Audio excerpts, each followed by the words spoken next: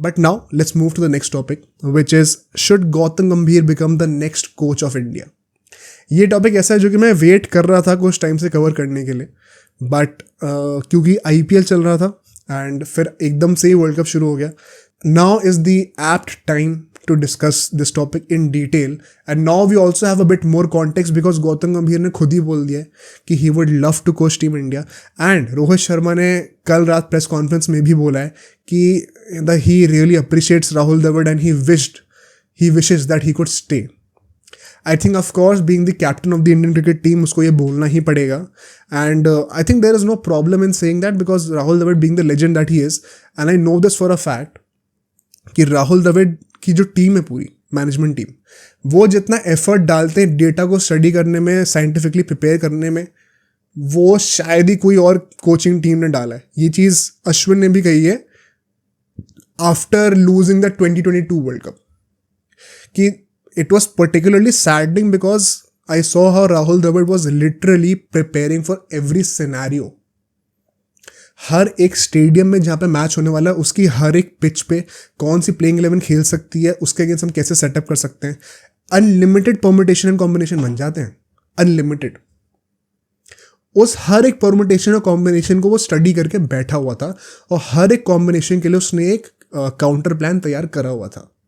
उसके बाद भी इतनी इंटेंस रिसर्च और हार्डवर्क के बाद भी टीम नहीं जीत पाई. तो अश्विन ने बहुत ज़्यादा अप्रिशिएट किया था इसको.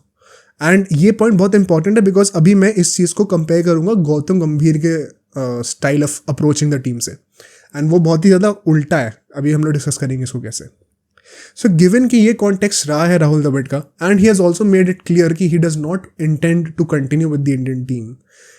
It is apparently very clear कि जिम्बाब्वे वाले टूर से जो कि अभी आने वाला है वर्ल्ड कप के बाद, एक नया कोच तो आना ही आना है.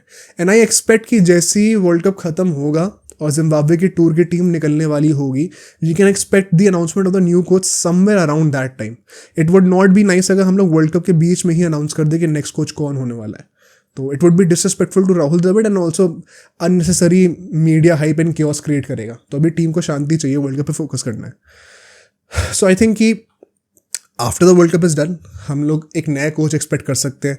क्या गौतम गंभीर होना चाहिए? देखो आंसर ऑलमोस्ट हर किसी का, आई एम श्योर जो वीडियो देख रहे होंगे, हर किसी का फर्स्ट आंसर सबकॉन्शियसली दिमाग में आएगा, हाँ होना ही चाहिए. But is it that straight forward? Because I think यहाँ पे 2-4 पॉइंट्स हैं जो हमें बहुत ज़्यादा डिटेल में डिस्कस करने चाहिए. क्या क्या चीज़ें एट स्टेक हैं, क्या क्या पर्सपेक्टिव्स हो सकते हैं BCCI के कि वो क्यों चाहते हैं गौतम गंभीर को exactly, why not somebody else. इसके पीछे भी रीजंस हैं. ठीक है, स्टार्ट करते हैं पहले पॉइंट से. सबसे पहला पॉइंट जो यहाँ पे होने वाला है विच इज, ये सब नैरेटिव्स हैं कुछ जो मैं चाहता हूँ इन पर फोकस करना. अगर हम लोग गौतम गंभीर को यहाँ पे लेके आ रहे हैं ना, Gautam Gambhir is going to have a much more difficult job than Rahul Dravid. और ये फैक्ट है. मैं ऐसा क्यों कह रहा हूँ? राहुल द्रविड़ जब इस टीम के अंदर आया था, he already had a great core of superstars. Rohit Sharma, Virat Kohli, Jasprit Bumrah, हर रविचंद्रन अश्विन, रविंद्र जडेजा, उस टाइम पे तो हार्दिक पांड्या भी थोड़ा बहुत फिट ही था. All these guys were already superstars. इनको स्क्रैच से बनाया नहीं है किसी ने, वो बहुत पहले बने धोनी के अंडर 10 साल पहले. सो राहुल द्रविड़ का एक चैलेंज ये था कि उसको एक ऑलरेडी स्टार स्टडेड टीम दे रखी है, अब उसको यहाँ पे ईगोज मैनेज करनी है. गंभीर का जो रोल होने वाला है अभी जिस सिचुएशन में वो आ रहा है वो ज़्यादा मुश्किल पता क्यों है?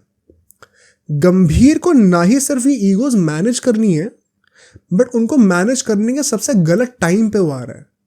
सबसे गलत टाइम पता क्या है? जब वो ये सारे प्लेयर्स रिटायरमेंट के पास पहुंच रहे हैं.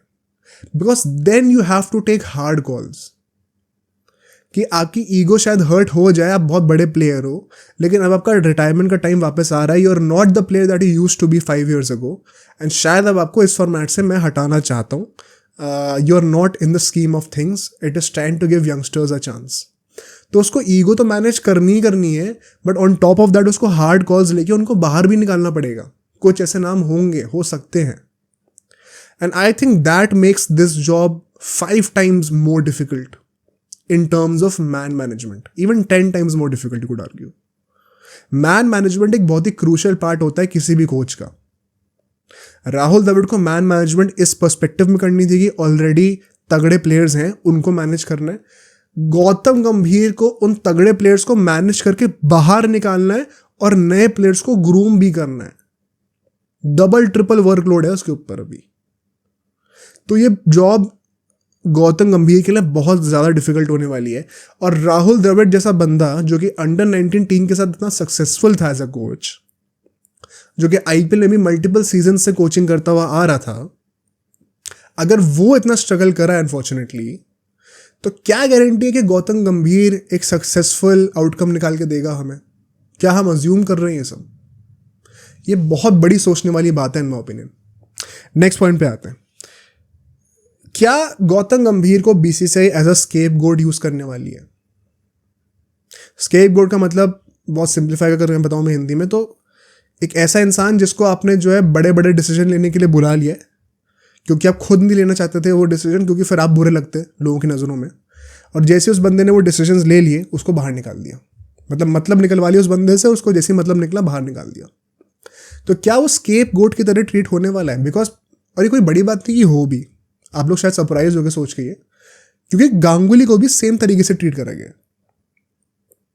सौरव गांगुली को जब बीसीसीआई का प्रेसिडेंट बनाया गया था, he was used as a scapegoat to take hard calls on Virat Kohli's captaincy. Virat Kohli की कैप्टेंसी, जैसे विराट कोहली ने बोला कि मुझे T20 कैप्टेंसी नहीं करनी है, फिर गांगुली ने बोला नहीं भाई कर ले, आई इंसिस्ट. फिर कोहली ने कहा नहीं मेरे से नहीं होगी. तो देन ही सेड अगर T20 करनी हो तो फिर वाइट बॉल के, मतलब ओडीआई के भी मत बनो, हमें वाइट बॉल का सिर्फ एक ही कैप्टन चाहिए. वो हार्ड कॉल उस वक्त कोई और ले सकता था, किसी और में इतना दम था? कोई अगर नॉर्मल कोई पॉलिटिशियन होता जिसका क्रिकेट से कोई लेना देना नहीं है, क्या वो बंदा ये बोल पाता इस अथॉरिटी के साथ इतना ब्लंटली कि विराट कोहली तो बोलता है कि उसको इन्फॉर्म भी नहीं करा गया, इतनी जल्दी डिसीजन ले लिया? It was a big hard call, जो कि परहैप्स बीसीसीआई शायद चाहती होगी लेना, but they did not have the balls to do it. So they appointed Ganguly. Ganguly के अंडर ये सब हुआ. गांगुली का नाम खराब हुआ बिकॉज विराट कोहली के फैंस ज़्यादा हैं, एंड अल्टीमेटली गांगुली को चुपचाप हटा भी दिया गया बहुत जल्दी. It was a big shocker to me at that point of time. उस टाइम पे चैनल एग्जिस्ट नहीं करता था, मुझे याद, हम डिस्कस करते थे अपने दोस्तों के साथ कि वी वर सो हैप्पी कि गांगुली जैसा बंदा जो कि खुद क्रिकेटर रह चुका है, इतना बड़ा लेजेंड रह चुका है, उसको प्रेसिडेंट बनाया है. He would understand the players better, he would understand the structure better as oppose to any politician who does not have anything to do with cricket. And उस बंदे को आपने इतनी जल्दी हटा दिया. It was so surprising. Regardless, वहां पे हम लोग देखते हैं कि जिस तरीके से उसको स्केपबोर्ड की तरह यूज करा गया है, हम कैसे ना मान लें कि शायद गौतम गंभीर को भी सेम तरीके से यूज करा जाने वाला है to end the careers of Rohit Sharma और Virat Kohli in the T20 format at least. कि वो हार्ड कॉल्स देने के लिए गंभीर जैसा बंदा ही है जो कि मुंह पे बोल सकता है, और तो किसी की बस की है नहीं. तो इसके थ्रू उनका करियर्स खत्म कराओ, एंड जब वो हो जाएंगे तो 1-1.5 साल के बाद गौतम गंभीर को भी हटा देंगे. कोई बहाना देखिए कि ये ट्रॉफी नहीं जीता, वो ट्रॉफी नहीं जीता. बहुत आसान है इंडिया में करना है ये, क्योंकि every world cup, every ICC event that we play, we are expected to win. तो मीडिया का और पब्लिक का तो वो नैरेटिव बड़े आसानी से बन जाएगा कि इसने ट्रॉफी नहीं जीता इसलिए हमने इसको सैक कर दिया. उसके पीछे की प्रिपरेशन, उसके पीछे का game plan, structure, sporting project, वो कोई नहीं देखेगा. बस देखेंगे ट्रॉफी नहीं है तो हटा दो. वो बहुत ईजी है करना. तो there is a big possibility कि ऐसा भी हो सकता है. नेक्स्ट पॉइंट क्या है? The most important point for all the IPL fans, which is कि अगर वो इंडियन टीम का कोच बनेगा तो फिर वो केकेआर को मेंटर नहीं कर सकता. क्या ये सही है गलत है? आई थिंक ये बिल्कुल सही है. एज अ केकेआर फैन मैं ये चीज़ बोल रहा हूँ. If Gambhir is mentoring coaching Indian cricket team, he should not be allowed to mentor KKR. 2 reasons हैं. एक रीज़न तो जो बीसीसीआई खुद कहती है कि why do we make the guy sign this clause, जो भी कोच बनता है कि आप आईपीएल में कोचिंग नहीं कर सकते अगर आप इंडियन टीम पे कोच कर रहे हो. वो क्लॉज इसलिए साइन करवाया जाता है क्योंकि फिर एक स्कोप ऑफ पर्सनल बायस हट जाए. And this is not to say कि जो भी बंदा आएगा उसका कैरेक्टर या इंटेग्रिटी इस लेवल की नहीं होगी कि वो अपने आप को कंट्रोल ना कर पाए पर्सनली बायस होने से, बट एक just the existence of that possibility कि हाँ भाई मान लो गंभीर का नाम हटा दो, एनी XYZ प्लेयर जो कि KKR का कोच है और उसको इंडियन टीम का भी कोच बना दिया गया, तो एक नेचुरल टेंडेंसी होती है ना कि यार मेरे KKR की टीम में ये अच्छे प्लेयर्स हैं तो इनको मैं ले लेता हूँ, ये मेरे अंडर खेल रहे हैं तो मेरे टैक्टिक्स भी समझते हैं, सीमलेसली ट्रांजिशन कर जाएंगे इंडियन टीम में, तो मैं क्यों ना लूँ इनको। तो वो बायसनेस को हटाने के लिए यू आर मेड श्योर कि आपको दोनों टीम्स को कोचिंग नहीं करनी, सिर्फ इंडियन क्रिकेट टीम को कोचिंग करनी है। आई थिंक एकदम वैलिड रीज़न है। बट जो दूसरा रीज़न है which is I think even more important is that जब आप इंडियन टीम को कोच कर रहे हो ना, it is the most exhausting job in the coaching department in world cricket. Cricket के किसी भी और कंट्री में कोचिंग की जो जॉब है उसका इतना ज़्यादा वर्कलोड, इतना ज़्यादा प्रेशर, इतना ज़्यादा स्क्रूटिनी नहीं है जितनी एक इंडियन हेड कोच बनने के लिए होती है। तो it is already very mentally exhausting. मतलब जस्टिन लैंगर, रिकी पॉन्टिंग जैसे लोग जिनको ऑल्दो BCCI कह रही कि हमने अप्रोच करा नहीं, बट उनकी तुम रीजनिंग सुनोगे तो एसेंशियली रीजन्स के पीछे का कोर जो एक फैक्ट है वो यही है, these guys don't want to commit for that long because they know how tiring it is. तो अगर आप उस जॉब पे जा रहे हो जो कि ऑलरेडी इतनी मेंटली एग्जॉस्टिंग है, you should not be thinking about then mentoring an IPL team, coaching an IPL team for those 2 months जहाँ पे आपको शायद सांस लेने का टाइम मिले। आप मेंटली एग्जॉस्ट तो हो ही रहे हो, you are not getting a chance to get recharge, जिसकी वजह से आपकी strategies and game planning and coaching for the Indian team would get affected eventually. Plus अपना जो फोकस है वो एक जगह पे रखना जरूरी है। अभी मैं जैसे फॉर एग्जाम्पल तुम अभी का सिचुएशन ले लो, मान लो अभी गौतम गंभीर इस वक्त इंडियन टीम का हेड कोच होता, KKR फाइनल्स तक पहुंची थी, 26 मई को उसने वो फाइनल खेला है, उसके 9 दिन के अंदर T20 वर्ल्ड कप शुरू हुआ, पहला मैच है इंडिया का। 9 दिन के अंदर वो पूरे वर्ल्ड कप की क्या स्ट्रैटेजी बना लेगा। और तुम लोग कहोगे कि वर्ल्ड कप की स्ट्रैटेजी उस वक्त क्यों बनानी, उससे पहले बना ले। तो भाई उससे पहले तो टीम भी नहीं आई थी ना, और क्या पता था कौन फॉर्म में होने वाला कौन नहीं होने वाला, तो टीम बनाते भी कैसे। तो ये सब स्ट्रैटेजीज, ग्राउंड नहीं बने थे उस टाइम पे, न्यूयॉर्क का तो ग्राउंड ही नहीं बना हुआ था, पिच ही नहीं बनी हुई थी, तो कैसे बनाते स्ट्रैटेजी, है ना। तो अब समझो, जब क्रिकेट के मॉडर्न टाइम में स्केड्यूल इतना टाइट होने लग गया है, इतना कम गैप मिलता है हर एक इवेंट के बीच में, आप IPL को और टीम को, इंडियन टीम को साथ में मैनेज नहीं कर सकते। सिर्फ 9 दिन की प्लानिंग अगर उसको टाइम मिलता है वर्ल्ड कप के लिए, तो हम वर्ल्ड कप नहीं जीतते भाई। उसको वो 2 महीने मिलने चाहिए थे जहाँ पे वो BCCI के साथ बैठ के हर एक IPL मैच को एनालाइज कर रहा है फ्रॉम द पर्सपेक्टिव ऑफ कि इसको इंडियन टीम में खिलाना चाहिए कि नहीं खिलाना चाहिए, खेलेगा तो क्या स्ट्रैटेजी बनेगी। अभी बंदा 2 महीने तो IPL में KKR के ऊपर फोकस कर रहा हो, फिर कह दो एकदम से कि अच्छा अब तो तेरे को बाकी सारी टीम्स के जो परफॉर्मेंसेस थी सब पे फोकस कर 9 दिन के अंदर, और मुझे बता कि गेम प्लान क्या होना चाहिए वर्ल्ड कप के लिए। बहुत इम्प्रैक्टिकल है, और ये इससे एक जो एज होती है किसी टीम के पास वो चली जाती है। तो ये तो बिल्कुल भी नहीं होना चाहिए। सही डिसीजन होगा अगर उसको बोला जाए कि आप KKR को मेंटर नहीं कर सकते हो, अगर आपको इंडियन टीम को मेंटर करना है तो। Next point is going to be कि क्या गंभीर अगर आता भी है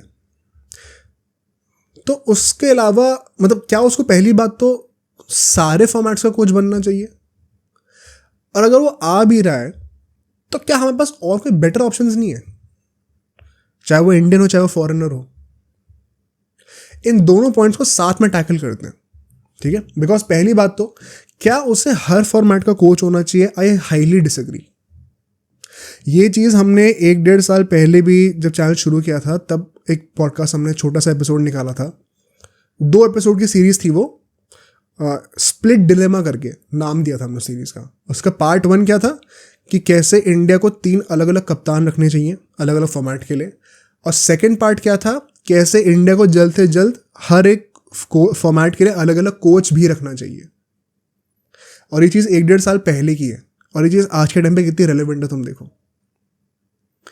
3 कैप्टन रेवोल्यूशन हमने ऑलरेडी मिस कर दिया था, हमें टाइम से इसको यूज़ करना चाहिए था, हमने यूज़ नहीं कर पाए थे। 3 कोच रेवोल्यूशन अभी फुल्ली इंप्लीमेंट नहीं हुआ है क्रिकेटिंग वर्ल्ड में, आने वाला है। कई कंट्रीज ने वाइट बॉल रेड बॉल के कोचेज अलग करने शुरू कर दिए बाय द वे, चाहे वो इंग्लैंड हो चाहे वो ऑस्ट्रेलिया हो, 2 of the most successful teams right now.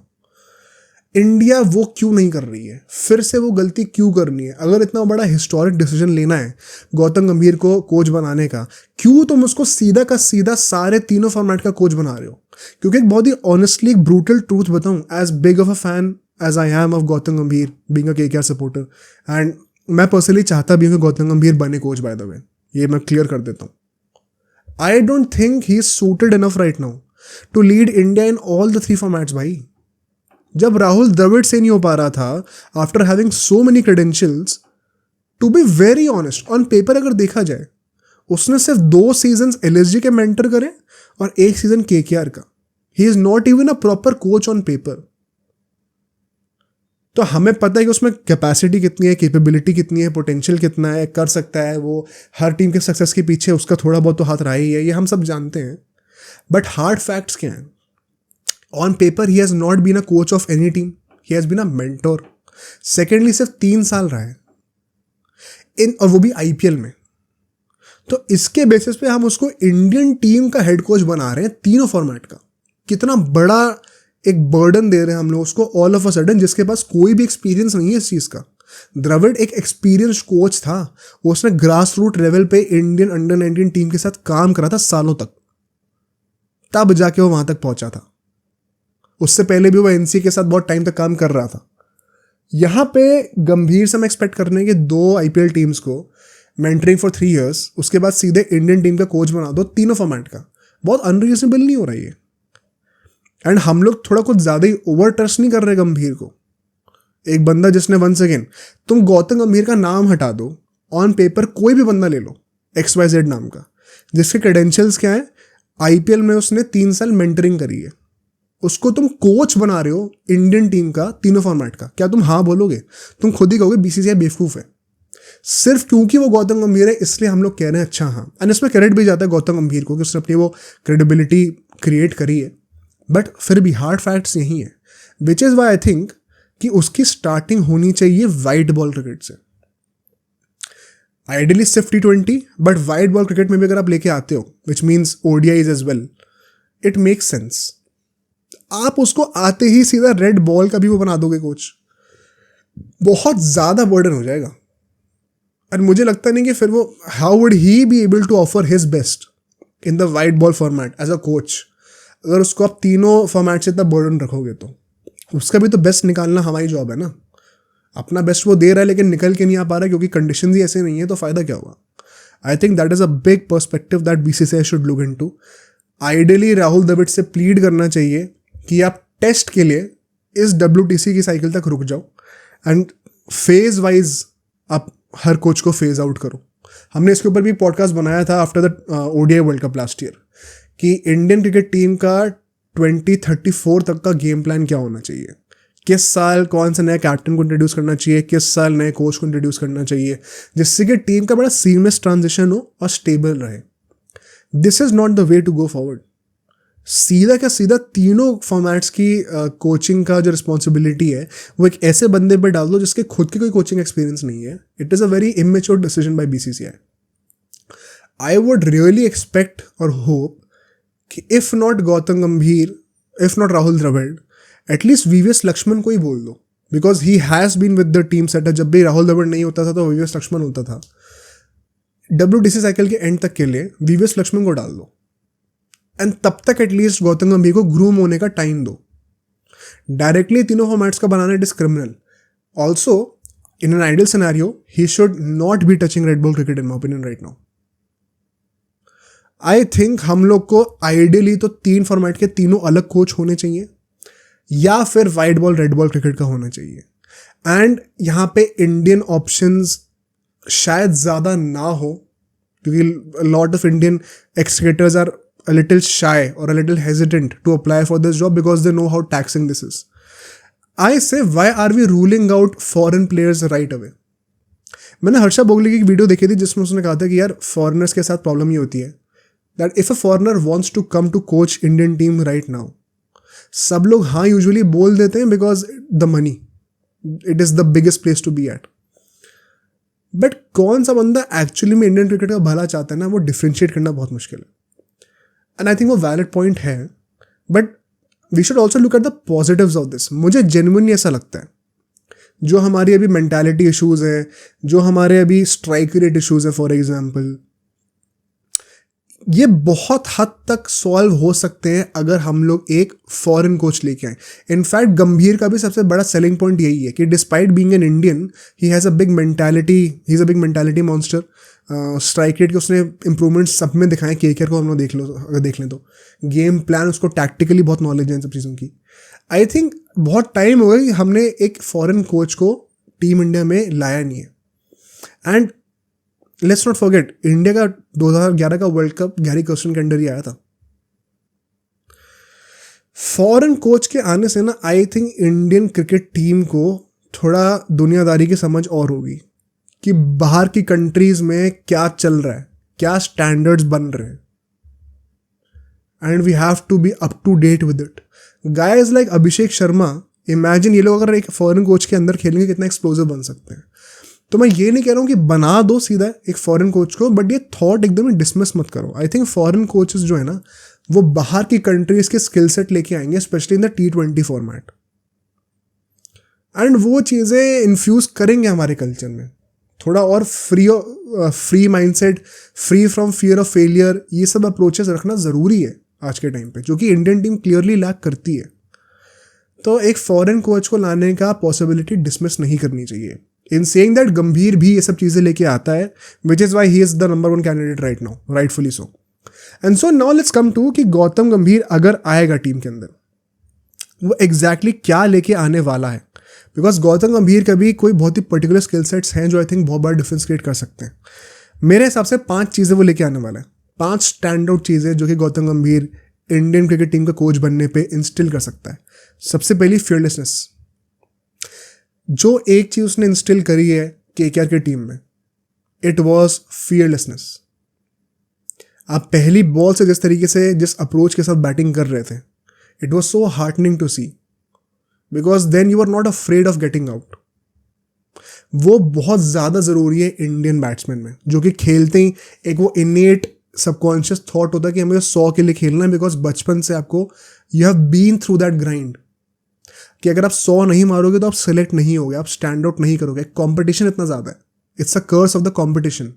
और ये तो इतनी आज के डेट में इतनी ग्लेयरिंग एक मिस्टेक है जो कि सारे फॉरेन एक्सपर्ट स्पॉट आउट कर देते हैं कि इंडियंस में एक वो फियर ऑफ फेलियर है जिसकी वजह से वो सेफ खेलते हैं, 100 माइलस्टोन्स के लिए खेलते हैं, बिकॉज वो चीज़ बचपन से सिखा रखी है उनको, उसमें उनकी गलती नहीं है। और ये फैक्ट है, एक बहुत बड़ा डीप कॉन्सेप्ट है जिसके ऊपर हम लोग पूरा पॉडकास्ट अलग से बना सकते हैं, but to sum it up ये एक्चुअली में ट्रू है। तो फियरलेसनेस वो लेके आएगा। सेकेंड पॉइंट क्या है, फियरलेसनेस आएगी कहाँ से, उसके पीछे सेकेंड फैक्टर क्या है, सिक्योरिटी। ये एक बहुत बड़ा लेसन है जो कि गांगुली ने इंप्लीमेंट किया था अपने टाइम पे। व्हेन तुम किसी का भी इंटरव्यू देखो, Yuvraj Singh, Harbhajan Singh, Zaheer Khan, Virender Sehwag, these guys used to say कि गांगुली ने हमें कह दिया था कि भाई तुम फेल हो रहे हो, तुमसे रन नहीं बन रहे, कोई बात नहीं, तुम बाहर नहीं होगे टीम से, तुम फिर भी टीम में खेलोगे, तो डर के मत खेलो। ये मत सोचो कि मैंने रन नहीं बनाया तो मैं टीम से बाहर हो जाऊंगा। टीम में खेलना तुम्हारा गारंटीड है। अब देखो तुम थ्राइव कैसे कर सकते हो। एक जो होता है ना सर्वाइविंग मोड और थ्राइविंग मोड, हर कोई सर्वाइवल मोड में खेल रहा होता है। तुम जब थ्राइविंग मोड में आओगे ना, क्योंकि तुम्हारा survival already taken care of है, तब तुम वंडर्स अचीव कर सकते हो। एंड गौतम गंभीर वन सेकंड, ये ट्रेडमार्क है उसका, वो जिस भी टीम को मेंटोर करता है, he gives a lot of security to the players. इस साल ही केकेआर के प्लेयर्स का इंटरव्यू देख लो, इस साल तुम स्टैटिस्टिकली देख लो केकेआर में कितने चेंजेस हुए हैं। जो प्लेइंग 11 थी उसमें बस 1-2 चेंजेस होते थे ज़्यादा से ज़्यादा। एक या तो अनुकूल रॉय अंदर आ जाता था, या फिर जब नीतीश राणा बाहर गया था तो अंकुरिश रघुवंशी आ गया था। और कितने ही चेंजेस थे। सुयश शर्मा को 1-2 मैच ट्राई किया था, फिर उसको प्लान से हटा दिया गया था। चमीरा 1 मैच खेला था बिकॉज स्टार्क अवेलेबल नहीं था, वरना प्लेइंग 11 तो सेट ही थी। तो 22-25 प्लेयर में से 12-13 प्लेयर्स थे वो जिसके अराउंड वो पूरा कोर बना हुआ था टीम का, बिकॉज हर किसी को सिक्योरिटी थी कि वो खेलने वाला टीम के अंदर रिगार्डलेस ऑफ द परफॉर्मेंसेस। तो जब फेल होने का डर नहीं है ना, तब आप अच्छी चीज़ें अचीव कर सकते हो।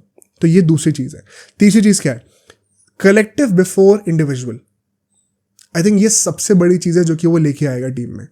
Believe it or not, I think Indian team lacks this attitude to a certain extent. People do look for their personal milestones, specially when they are batting. Bowlers में तो उतना नहीं है वो। ये एक हार्ड रियलिटी है, काफ़ी बड़े नाम है जो उसमें इन्वॉल्व है। मैं नाम लूंगा नहीं, आप खुद ही समझ जाओगे। वो नाम लूंगा तो फिर वो लोग रोना शुरू हो जाएंगे। बट अगर आपके दिमाग में कोई नाम आ रहा है, it just goes on to show कि आपके अंदर ही उस बंदे को लेके क्या थॉट्स हैं. ऐसे एक दो लोग हैं एंड उनकी गलती नहीं है. वंस अगेन इंडिया का जो सेटअप है ना, पूरा स्ट्रक्चर है क्रिकेटर बनने का. I have personally been through that grind. It genuinely is that way. मैंने ग्रास रूट लेवल पे ऐसे लोगों को खेलते हुए देखा हुआ है जो कि अपने रन के लिए खेल रहे होते हैं. तो इंडिया के लिए क्यों नहीं करेंगे वैसा? वो उनका थॉट प्रोसेस होता है कि चलो टीम हार गई लेकिन मैंने रन बना दिए तो सेलेक्टर्स की नज़र में मैं आ जाऊंगा. ऐसे करके you climb up the stairs, eventually start playing for India, and then it is all about playing for the country. Then individual milestones don't matter.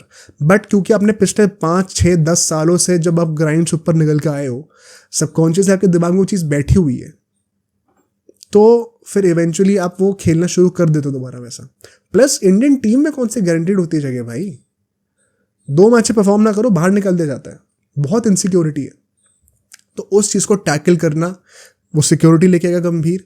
And then the attitude of collective before individual.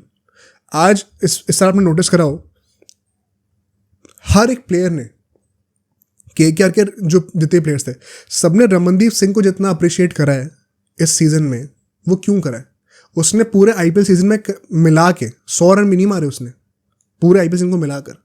But her match में 6 ball पे 15 run, 6 ball पे 20 run ये मारता गया वो. And everybody realises कि उसने personally कोई माइलस्टोन अचीव नहीं करा. 50 भी नहीं मारी किसी मैच में, कलेक्टिवली 100 रन भी नहीं मारे पूरे टूर्नामेंट में.